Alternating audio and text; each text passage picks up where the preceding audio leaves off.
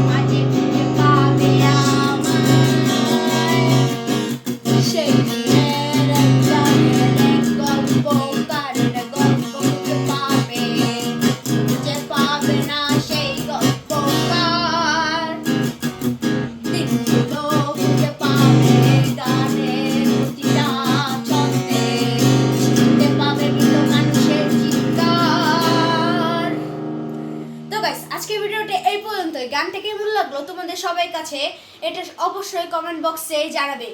তো আজকের